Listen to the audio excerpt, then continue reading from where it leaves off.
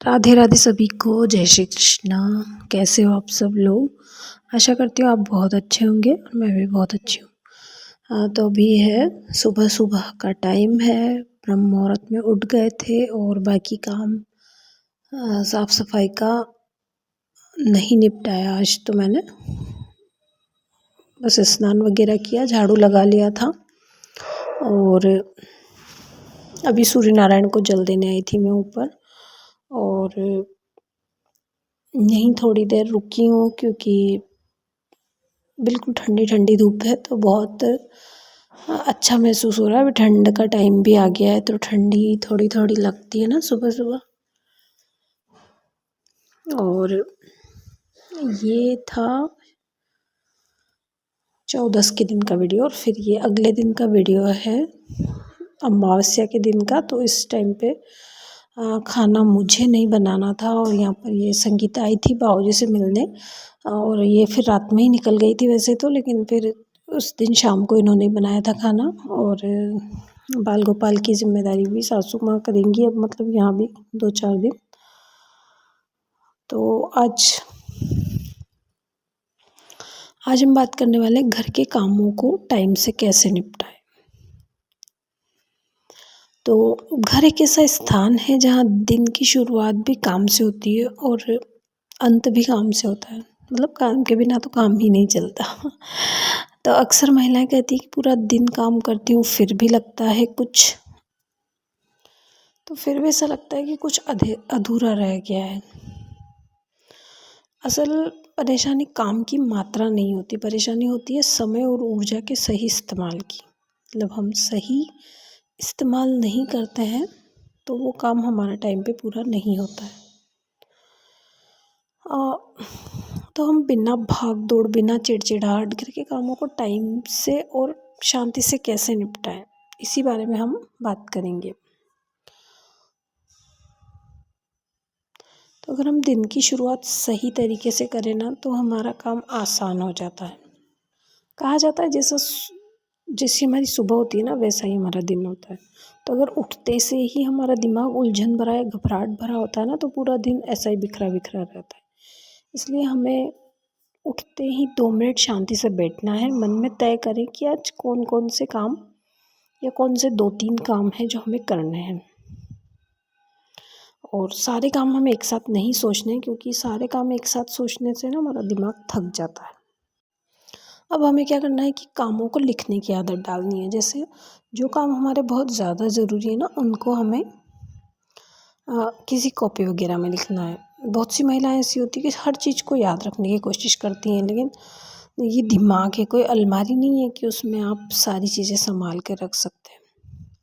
तो सुबह के काम, दोपहर के काम, शाम के काम, इस तरह से हम अपनी डायरी में लिख सकते हैं। अब जैसे कोई बड़ा काम है तो हमें उसे 2-3 हिस्सों में बांट लेना है। जैसे पूरा घर अगर हमें साफ़ करना है तो एक साथ साफ़ करने में थकान होती है, तो हमें छोटे छोटे कॉर्नर को लेना है कि आज हम इसको साफ़ कर सकते हैं। जैसे आज हम खिड़कियां दरवाजे साफ़ कर सकते हैं, रेलिंग साफ़ कर सकते हैं। जैसे मैंने शनिवार का दिन लिया हुआ है डीप क्लीनिंग का। शनिवार और अमावस्या के दिन हम डीप क्लीनिंग कर सकते हैं जिसमें हम दरवाजे, खिड़कियाँ और जाले वगैरह साफ़ कर सकते हैं। जैसे ये जो खिड़की है ना इनकी जाले की बात कर रही हूँ मैं। और दरवाजे भी पे भी हमें पोंछा वगैरह मार देना है। मतलब एक गीले कपड़े से साफ़ करके फिर सूखे कपड़े से साफ़ करना है। और जैसे कोई कॉर्नर है, रसोई की कोई अलमारी है, तो एक दिन अगर हम जैसे सप्ताह में हर सप्ताह साफ़ होगा तो अपने आप ही साफ़ दिखेगा वो। और डेली की सफाई तो हम करते हैं लेकिन डीप क्लीनिंग करेंगे ना तो ज़्यादा सफाई दिखती है। हर काम के लिए हमें समय फिक्स करना है। जैसे वैसे भी हम महिलाएं होती हैं कि सुबह हमें क्या करना है, साफ सफाई करनी है, फिर झाड़ू और खाना वगैरह, इस तरह से हम मैनेज करके चलते हैं। पर फिर भी अगर हम ऐसा नहीं कर रहे हैं ना तो हमें समय फिक्स करना है कि जैसे नाश्ता बनाना है 30 मिनट में, बर्तन का समय है कि हमें 20 मिनट में हमारे बर्तन साफ़ करने हैं। और झाड़ू पोछा लगाना है तो 30 मिनट में वो लगा देंगे। बड़ा घर है तो 40-50 मिनट लग सकते हैं। और मोबाइल में हम टाइमर लगा सकते हैं। टाइमर से हम मतलब अनुशासन में बंधे रहेंगे कि हाँ ये टाइम हमें इतना ही देना है इसमें। और है ना, हमें किचन को स्मार्ट तरीके से संभालना है, क्योंकि सबसे ज़्यादा जो महिलाओं का कहीं टाइम जाता है ना, तो वो किचन में ही जाता है। तो किचन वो जगह है जहाँ सबसे ज़्यादा टाइम हमारा जाता है। तो कुछ आदतें हैं, जैसे सब्जी 2-3 दिन की एक साथ कट कट कर सकते हैं, और दाल चावल पहले भिगो के रख सकते हैं ताकि उसमें ज़्यादा टाइम ना जाए, और रात में हम किचन को थोड़ा सा सेट कर दें ताकि सुबह ज़्यादा टाइम हमारा नहीं लगेगा। और भाग दौड़ का अगर समय ज़्यादा रहता है सुबह, तो हमें रात को सब्जी वगैरह काट के इन चीज़ों का हम ध्यान रख सकते हैं। अब इसके अलावा एक काम और होता है हमारे कपड़ों का काम ज़्यादा हमें जमा नहीं करना है, क्योंकि कपड़े जमा होते गए ना तो पहाड़ बन जाते हैं, मतलब और कपड़े वैसे तो एक बार धुलने के बाद ख़त्म भी होते हैं, पर अगर ज़्यादा होते हैं ना तो बस उसमें हमें काफ़ी टाइम लगता है। हफ्ते में 1 दिन कपड़े धोने का तय कर सकते हैं हम, या फिर रोज़ 10 मिनट कपड़ों को दे सकते हैं। थोड़ा थोड़ा काम रहेगा ना तो उसमें हमें ज़्यादा बोझ नहीं लगेगा वो। अब घर में अगर कोई ज़्यादा सदस्य हैं तो उनको भी हमें कोई ना कोई ज़िम्मेदारी देनी है। सिर्फ हमारे ऊपर ही हमें बर्डन नहीं लेना है। जैसे बच्चे हैं तो कोई सामान बिखरा हुआ है, उनका जो सामान है उनको समेटने की हम बोल सकते हैं।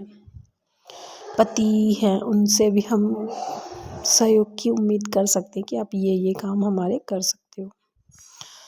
और काम मतलब मदद मांगना कमज़ोरी नहीं है हमारी, समझदारी है। इससे हमारा काम ही हल्का होता है।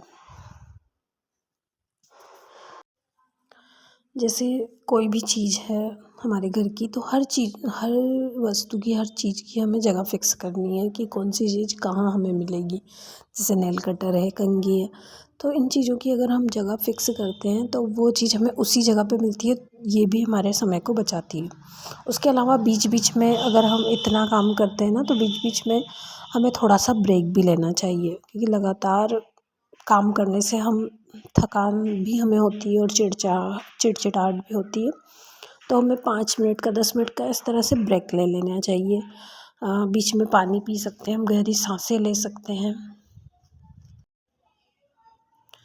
अगर हमें सुबह हमारी बहुत ज़्यादा भाग-दौड़ भरी है ना, तो रात की तैयारी सुबह की राहत बन सकती है। मतलब अगर हम रात को कोई तैयारी कर लें तो हमें सुबह इतनी भाग-दौड़ नहीं करनी पड़ेगी। रात के 10-20 मिनट हम, जैसे कोई सब्ज़ी अगर हमें कट करनी है, जैसे अभी तो हमारे यहाँ खेत से आती है सब्ज़ी, तो रात में ही जैसे मूली वगैरह है तो वो मैंने रात में कट करके रख दी, उनको धो के रख दिया, पत्तों को कट करके रख दिया। वैसे तो सासू माँ बनाएगी, लेकिन उनको भी इतनी भाग-दौड़ नहीं रहेगी ना, फिर मैं थोड़ा बहुत उनका हेल्प कर दूँगी ना, तो उससे सुबह उनकी भी वो भी जल्दी फ्री हो जाएँगी। अब अगला है कि बिल्कुल सारे काम हम परफ़ेक्ट तरीके से नहीं कर सकते। कोई भी काम हमारा ऐसा ज़रूरी नहीं है कि बिल्कुल परफ़ेक्ट हो, लेकिन संतुलन ज़रूरी है। तो हमें कुछ काम अगर छूट भी जाए ना हमारे, तो हमें खुद को दोष नहीं देना है उसके कि ये काम हमारा छूट गया, क्योंकि शांत मन वाला घर जो है ना, वो चमकदार घर से ज़्यादा सुंदर है। साफ़-सफ़ाई में हमें जैसे छोटी-छोटी जगहों की हम इस तरह से क्लीनिंग करेंगे ना, तो हमारा बहुत सारा समय उसमें बच जाता है। घर के काम अगर हम सही योजना से करें तो बोझ नहीं रहते वो। जब औरत समय को सँभाल लेती है ना, तो वो खुद को भी सँभाल लेती है, और जब खुद को सँभाल लेती है तो वह खुशहाल घर बनाती है। तो आशा करती हूँ आपको वीडियो पसंद आया होगा, पर ये भी आशा करती हूँ कि यहाँ तक कोई नहीं पहुँच पाया होगा।